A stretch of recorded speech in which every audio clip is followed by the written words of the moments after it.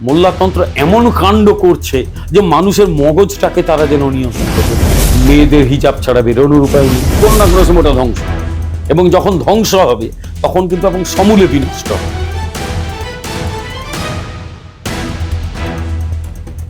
Sir, আপনাকে মাধ্যমে স্বাগত। নমস্কার।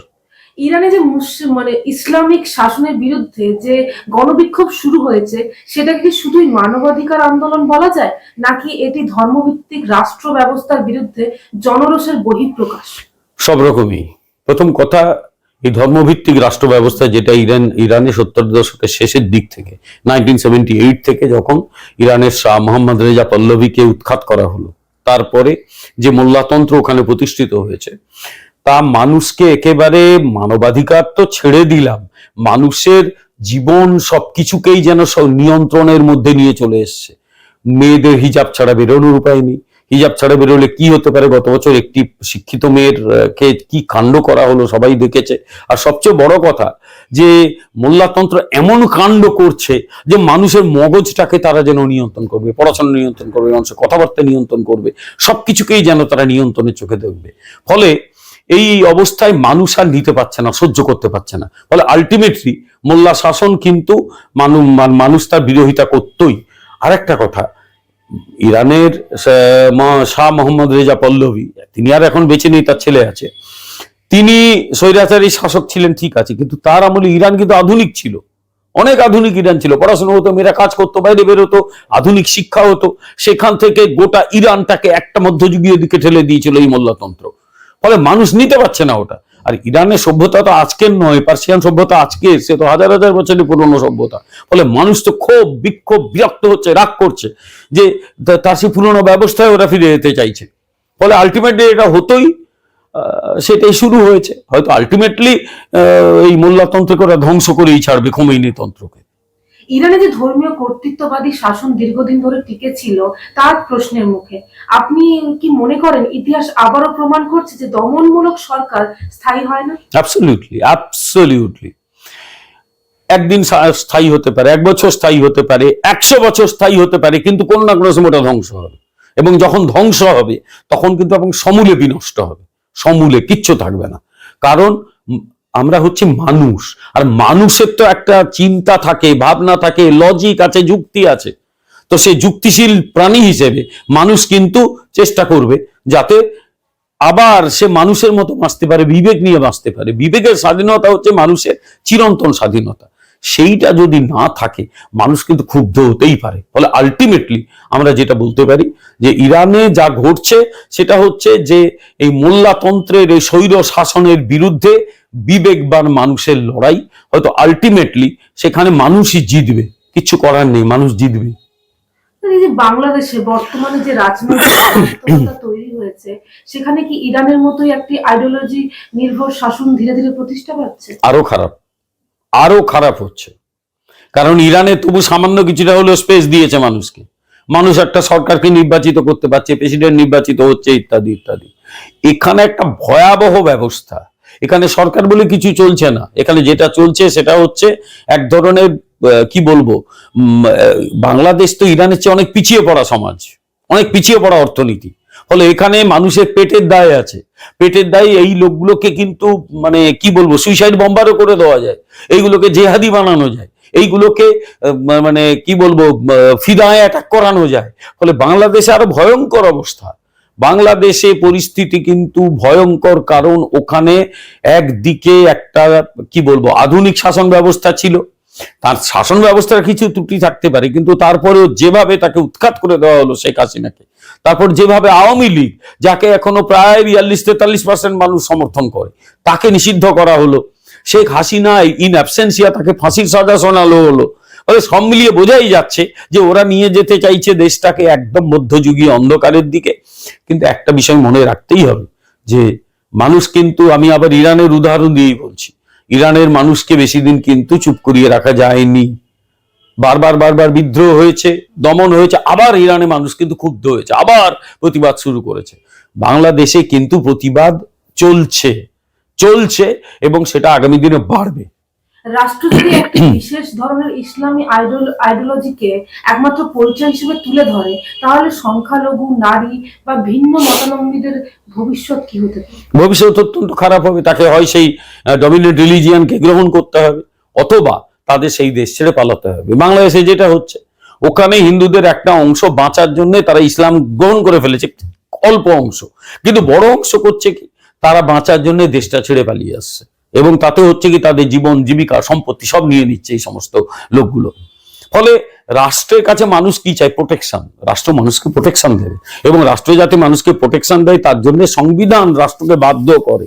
কিন্তু দুর্ভাগ্য আমাদের যে বাংলাদেশের মতো দেশ, যেখানে কি বলবো ভাষা আন্দোলনের ঐতিহ্য ছিল, যেখানে এরকম একটা স্বাধীনতা আন্দোলন, লক্ষ লক্ষ মানুষ জীবন বিসর্জন দিয়েছে, লক্ষ লক্ষ মহিলা তাদের সম্মান নষ্ট করেছে শুধু দেশের স্বাধীনতার জন্য, সেখানে সেই জেদে সেই কাণ্ডটি করেছিল সেই পাকিস্তানপন্থী লোকগুলো, ক্ষমতা দখল করলো।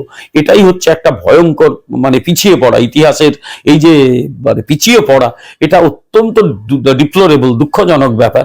আশা করব বাংলাদেশের মানুষ বুঝবে, তাদের পুরনো ঐতিহ্যকে ফিরিয়ে আনবে, ভাষা আন্দোলনের ঐতিহ্য, স্বাধীনতা আন্দোলনের ঐতিহ্য, এবং আগামী দিনে আবার একটা গণতান্ত্রিক ব্যবস্থা প্রতিষ্ঠিত হবে।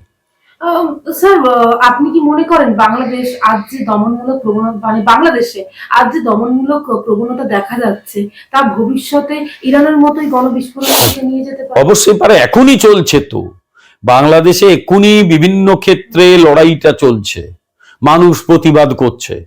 এরা 42%, 43% মানুষের সমর্থনের দল আওয়ামী লীগকে ক্ষমতার বৃত্ত থেকে বাইরে বার করেছে। ইলেকশন হবে, ইলেকশন যদি ম্যানিপুলেশন করে আবার একটা বিক্ষোভ হবে, এবং আমার ধারণা এরা ম্যানিপুলেশন করার চেষ্টা করবেই। এরা হয়তো বিএনপিকেও ক্ষমতার বৃত্তে আসতে দেবেন না।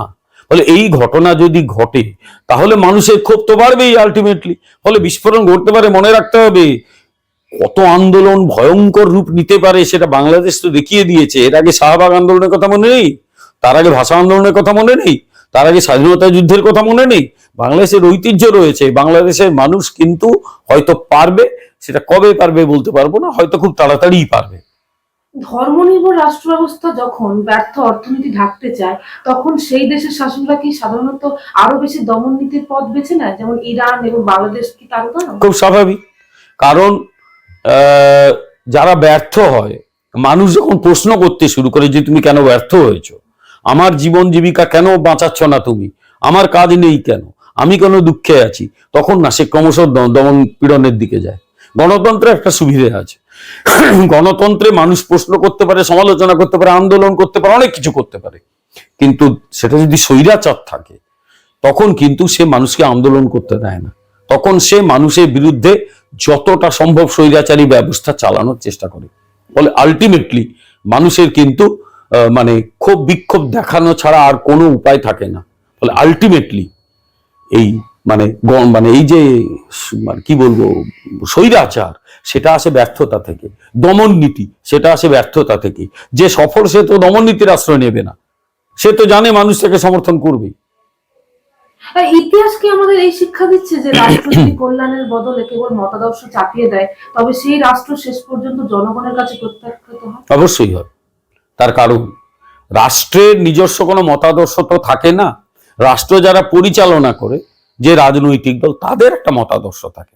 এখন সেই মতাদর্শ অনেক মানুষ যদি গ্রহণ করে সেই দল ক্ষমতায় আসবে, অনেক মানুষ যদি গ্রহণ না করে তাহলে তারা বিরোধী থাকবে, তারা তখন মানুষকে বোঝাবে যে আমার আদর্শটা ভালো, পরবর্তীকালে সে ক্ষমতায় আসতে পারে। এটাই তো গণতন্ত্রের মজা, এই জন্যই তো নির্বাচন। কথা হচ্ছে সেই নির্বাচন যদি ঠিকঠাক না হয়, যদি একটা বিশেষ মতাদর্শ, বিশেষত ধর্মীয় মতাদর্শ এবং স্বৈরাচারের সাহায্যে চাপাতে শুরু করে রাষ্ট্র, তাহলে কিন্তু আলটিমেটলি দেখা যাবে যে সেই রাষ্ট্র কখনোই খুব ভালো দিকে যাচ্ছে না, যাবে না, কখনো যেতে পারে না। এ কারণেই মানে কি বলবো, একটা বিশেষ মতাদর্শ চাপানো এটা কিন্তু ঠিক নয়। মতাদর্শ চাপানোর কোনো বিষয় নয়, মতাদর্শ প্রচার করতে হয়, মানুষ গ্রহণ করলে গ্রহণ করবে। কিন্তু ইরানের ক্ষেত্রে বা এখন বাংলাদেশে চাপানো হচ্ছে ধর্মান্ধতা। আমি জানি না মানুষ কতটা গ্রহণ করবে। ইরান প্রতিবাদ করেছে, বাংলাদেশেও প্রতিবাদ হবে। মধ্যপ্রাচ্য থেকে দক্ষিণ এশিয়া ধর্মীয় কর্তৃত্ববাদ কি আজ বৈশ্বিক সংকটে পড়ে উঠছে বলে আপনার মনে হয়? অনেক দিন ধরে করছে, আজকে নয়, অনেক দিন ধরে। বিশেষত যখন আরব দেশগুলোতে ইসলামিক মৌলবাদ প্রতিষ্ঠিত হলো তখন থেকে চলছে। এবং কখনো কখনো কোনো দেশ এগিয়েছে আবার পিছিয়েছে। আমি তোমাকে বললাম যে ইরানে 78 সাল পর্যন্ত মোহাম্মদ রেজা পল্লবীর শাসন ছিল, উনি স্বৈরাচারী কিন্তু মানে কি বলবো একটু আধুনিক ছিলেন। ইরাকে সাদ্দাম হোসেন অত্যন্ত স্বৈরাচারী, খুব খারাপ শাসক, ভালো না, কিন্তু আবার আপাতভাবে জনগণকে কিছুটা হলেও সে মানে কি বলবো গণতান্ত্রিক ব্যবস্থা বা একটা মডার্নিটি মধ্যে মানুষকে দিয়েছিল। শেখ হাসিনা খুব ভালো শাসক আমি বলবো না, কিন্তু মানুষকে আধুনিক ব্যবস্থা তিনি দিয়েছিলেন। কিন্তু দেখা যাচ্ছে যে এসব ক্ষেত্রে শাসকের ভুলে স্বৈরাচার চলে আসছে। মোহাম্মদ রেজা পল্লবী যদি সংস্কার করতেন তাহলে তাকে ক্ষমতা থেকে যেতে হতো না। শেখ হাসিনা যদি প্রশাসনটা আর একটু ভালো চালাতেন তাকে ক্ষমতা থেকে যেতে হতো না। ইরানে মোল্লাতন্ত্র এসে শেষ করেছে, বাংলাদেশে মোল্লাতন্ত্র উগ্র মুসলিম মৌলবাদ দেশটাকে শেষ করছে। ফলে এই যে গোটা আরব থেকে দক্ষিণ এশিয়া আরো অনেক জায়গায় ওরা ছড়ানোর চেষ্টা করছে, এখন সেইটা যদি চলতে থাকে তাহলে তো দক্ষিণ এশিয়ার ভবিষ্যৎ, আরব থেকে দক্ষিণ এশিয়া, এশিয়ার এই বিস্তীর্ণ অঞ্চলের ভবিষ্যৎ কোনটা ভালো বলে আমার তো মনে হয় না। পাকিস্তান তার বড় উদাহরণ। তাহলে কি ইরান এবং বাংলাদেশের বর্তমান পরিস্থিতি কি ভবিষ্যতের পোস্ট ইসলামিস্ট রাজনীতির ইঙ্গিত দিচ্ছে? হতে পারে, তার কারণ যদি এখানে গণতন্ত্র জিতে যায় তাহলে কিন্তু পোস্ট ইসলামিজম আসতে পারে, ডেফিনেটলি পোস্ট ইসলামিজম আসতে পারে। কারণ যে ইসলামিজমকে আমরা দেখে আসছি তার সঙ্গে স্বৈরাচার ধর্মান্ধতা মিশে যাচ্ছে বারবার। অনেক দেশ আছে যারা কিন্তু অনেক লিবারেল, কিন্তু সেখানেও চেষ্টা চলছে ধর্মান্ধতা আনা। তার উদাহরণ হচ্ছে তুরস্কেও কিন্তু এরদোগানের মানে প্রত্যক্ষ চেষ্টায় ওখানে ধর্মান্ধতা নিয়ে আসা হচ্ছে। এগুলো যদি ব্যর্থ হয়, তুরস্কেও কিন্তু মানুষের ক্ষোভ বাড়ছে। এখানে যদি আলটিমেটলি মানবাধিকার আন্দোলন জয়ী হয় তাহলে কিন্তু হয়তো দেখা যাবে যে ইসলামী মৌলবাদের একটা বিকল্প তৈরি হয়েছে। ইসলাম নিজেও নিজেকে হয়তো লিবারেল কি বলবো পথে হাঁটতে শুরু করবে এবং আলটিমেটলি হয়তো পোস্ট ইসলামিক একটা সিস্টেম তৈরি হতে পারে। আমরা তার জন্য অপেক্ষা করে থাকবো। अरुणाचल सरकार का संकल्प 5 प्रतिज्ञा: शिक्षा से सशक्त भविष्य, कृषि से समृद्धि का, प्रकृति का साथ विकास, हर घर तक ग्रीन एनर्जी, पर्यटन से नई पहचान। इन प्रतिज्ञाओं के माध्यम से हम बनाएंगे ऐसा अरुणाचल सुंदर, स्वच्छ, सुरक्षित, शिक्षित, स्वस्थ और समृद्ध। हमारा वादा विकास भी विरासत भी।